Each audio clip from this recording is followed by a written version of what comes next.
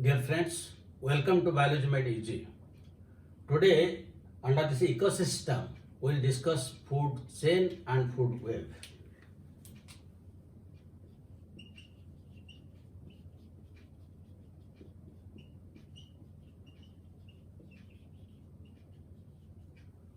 Already you know that sun is the source of energy for the entire biosphere, and this energy is trapped only by the green plants, which are known as producers. Now, from the producers, the energy moves to herbivores because the herbivores they feed on the producers, and from herbivores it moves to carnivores which eat on the herbivores, and from carnivores it moves again to top carnivores. That means the herbivores they are consumers. They eat on the producers, but since they are consumers, they are known as primary consumers. Primary consumer, while these are known as secondary consumer, and these are known as tertiary consumers. So here they are arranged according to their food requirement. This is known as food chain. In other words, we can tell that a number of organisms which are linked together in the form of chain according to their food requirement is known as food chain. A number of organisms linked together in a chain according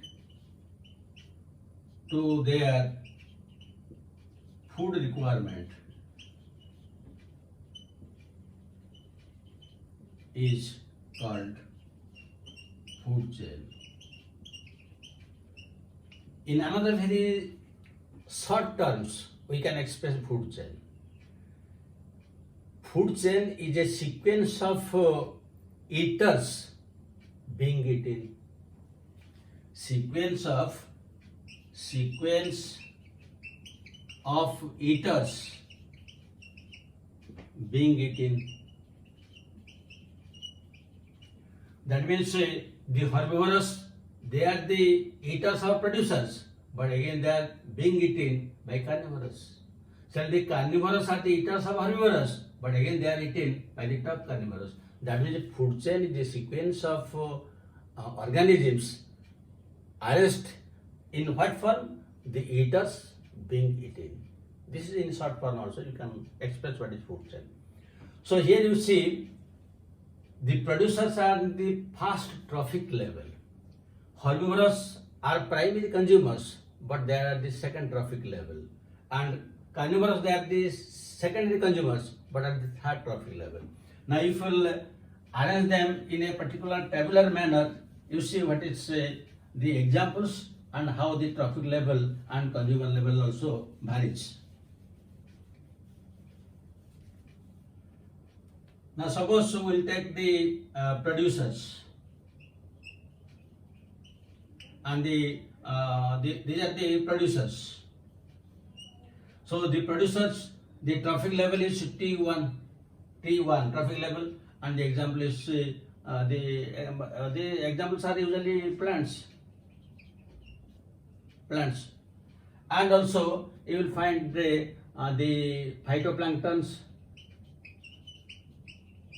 phytoplanktons, then grasses. Then from the producers, the next level is primary consumer.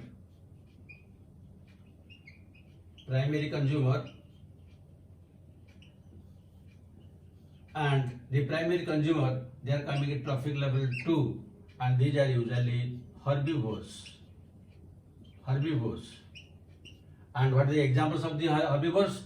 They may be zooplanktons, or they may be grasshoppers, or they may be cow. The next is secondary consumer. secondary consumer. Here the trophic level is 3, third trophic level, and these are the carnivores. And these are usually, they may be birds, or they may be fishes, or maybe wolf. Then the tertiary consumer.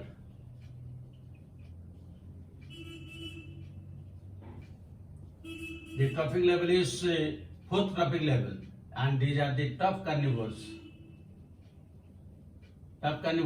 And here the example you can take man, and also you can take the example of lion. So you see, the producers are the first trophic level.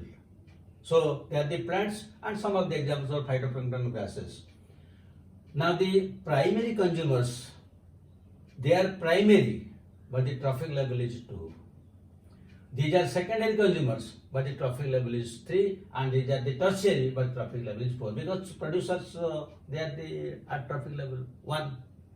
And in each trophic level, the amount of a biomass, in each trophic level, there is a certain biomass at a particular time. That is known as standing crop.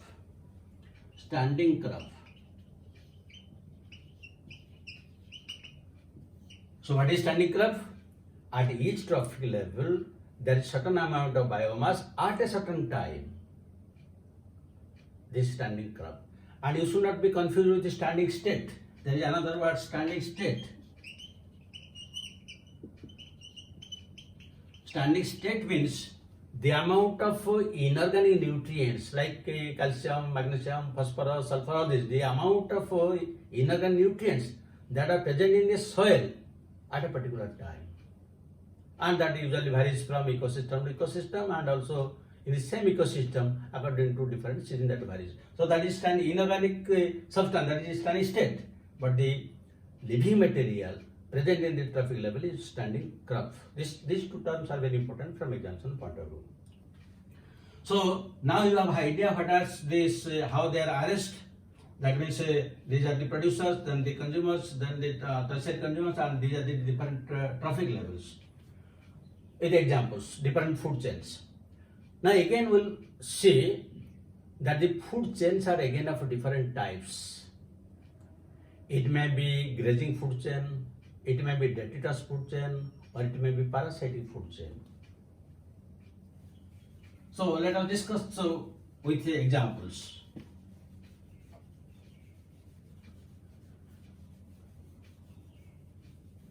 So first let us discuss the grazing food chain. Grazing food chain. In short, we can write the GFC, grazing food chain. Now this grazing food chain, that is mostly, this grazing food chain is applicable to the aquatic system. That means the energy flow in the aquatic system is only by grazing food chain. So what are the examples? Now let us take the example of grass. Now this grass will be suppose eaten by the mouse. Mouse will be eaten by snake, and snake will be eaten by shark. So here you will find, or you can write hawk. So you see how the food chain is. That means the grass is eaten by mouse, mouse is eaten by snake, and snake is eaten by hawk. So this system usually operates in the aquatic system, that is grazing food chain. But in terrestrial system, there is a detritus food chain. The second one is detritus food chain, which is known as DFC. So this is more applicable to terrestrial ecosystem. These are very important from examination point of view. So let us give one example. The detritus. So detritus means all the dead plants and animals, the fecal matter, the flowers, fruits, leaves that is fall on the ground, litter. all are coming under detritus. So these detritus are broken down by detrivores. So these detrivores, they may be earthworm, they may be millipedes, they may be wood lice, different, that may be mushroom, different types of detrivores are there. Then the detrivores are again eaten by carnivores, and the carnivores are eaten by top carnivores. So in this way, the energy flows in the detritus food chain and in the terrestrial ecosystem. There is a third type. The third type is known as parasitic food chain. Parasitic food chain, which you can write PFC, parasitic food chain. And here are the example. One example, let us take a tree, then bird. The birds, they eat the fruits from the tree. Then in the birds there may be bugs or lices, and again in the bugs and lices there may be fungi or bacteria. This is one example. Let us take one second example. Second one example is, suppose there is a plant. The plant is eaten by herbivores. Then the herbivores are used by parasites, and the parasites are used by hyperparasites. So these are the two examples of parasitic food chain. That means the food chain is again of different types. Maybe grazing food chain, it mostly operates in aquatic ecosystem. Detritus food chain mostly it operates in the terrestrial ecosystem, and parasitic food chain usually it operates in the plants where different types of birds and the parasites are present. These are the different types. But here another important thing is, these are the different types of food chains. Suppose in this food chain, the mouse will be eliminated from the system. The mouse will be eliminated system. Then how the snake will get food to eat, how it will survive. And when the snake will not survive, the hawk will not survive. That means in the entire earth only the grass will be there. In this case, suppose the detrivores will be eliminated, then how the carnivores and top carnivores will get. Here if the birds will be eliminated, how all these will survive. So actually in the nature, in the ecosystem, the food chains do not exist in this single line. Different types of food chains are interconnected, which is known as food web. So food web means interconnected food chains. And sometimes we will mark that the detritus food chain is connected with the grazing food chain.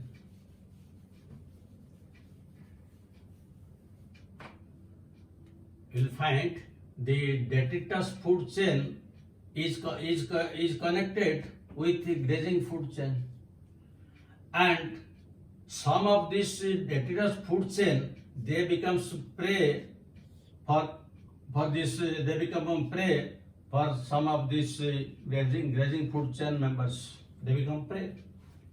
That means they are eaten. Some of the detritus food chain members, they are eaten by grazing food chain systems. Again, you will find that is the cockroaches. The cockroaches and the cockroaches and also the crow, they are carnivores for both the detritus food chain and the grazing food chain. So where will place them? That means in the ecosystem, the food chains, they do not exist in the same manner, in very simple manner. Because in that case, if one in the food chain will be eliminated, the entire system will collapse.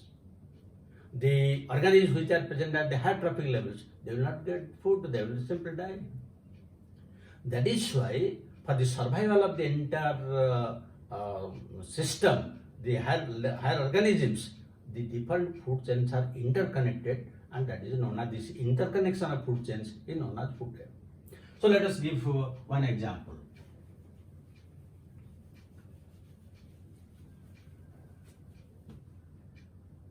Suppose here I am writing plant. Then here I am writing the mouse. Then here writing snake. Then here writing kite. Then here writing owl. Then here writing rabbit. Then here writing this wild cat. And here writing lion. And here writing jackal. And here writing goat. Now you see what is happening.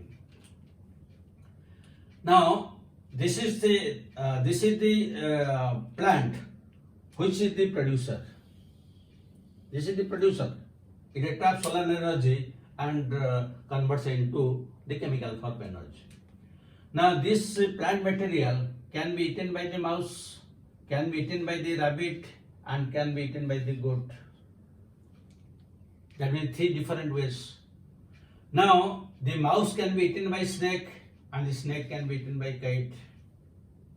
Similarly, here the mouse can be eaten by the owl. The mouse can be eaten by wild cat. The rabbit can be eaten by wild cat. And the rabbit can be eaten by jackal. The goat can be eaten by the lion. The wild cat can be eaten by lion. That means you see how the different food chains are interconnected. You see the plant, mouse, snake, kite. This is one food chain. Plant, mouse, owl. This is one food chain. Plant, mouse, wildcat, lion, one chain. Plant, rabbit, wildcat, lion, one chain. Plant, rabbit, jackal, one chain. While this also the jackal also this will also be into this. That will plant, rabbit, jackal, and lion, one chain. Plant, goat, lion, one chain. That means different food chains are interconnected in this manner, which is known as food web. If at any level, suppose this rabbit will be eliminated from the ecosystem, then how the wildcat and jackal and the lion will survive? This wildcat can get food from plant to mouse, and then to lion, and again this plant will get from goat, and goat will get this lion. So in this way, all the organisms can survive. That is the importance of this food web. So this is all about food chain and food web. Now let us discuss questions.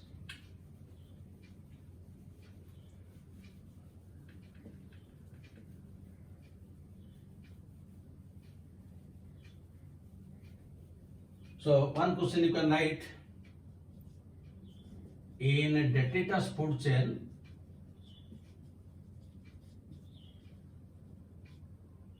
which one is a primary consumer? Which one is a primary consumer? So A choice you can write snake. B choice millipedes. Then C choice you can go for mouse, and D choice you can go for rabbit. This one question. Now come to the second question. In the second question, why the food chain should be restricted to 3 to 4 trophic levels? Very important question. A choice: at higher trophic level, food becomes unpalatable. B choice, you can write energy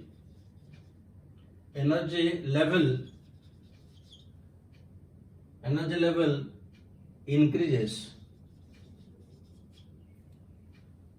C, energy level increases, and right, energy level decreases. Then C choice you can write number of organisms increases. D choice you can write energy level increases. So why the food chain should be very short, restricted within 3 to 4. So thank you very much for watching it. I think your concept about food chain, food web is very clear. Thank you very much. Again, we'll meet in another video. Have a good day.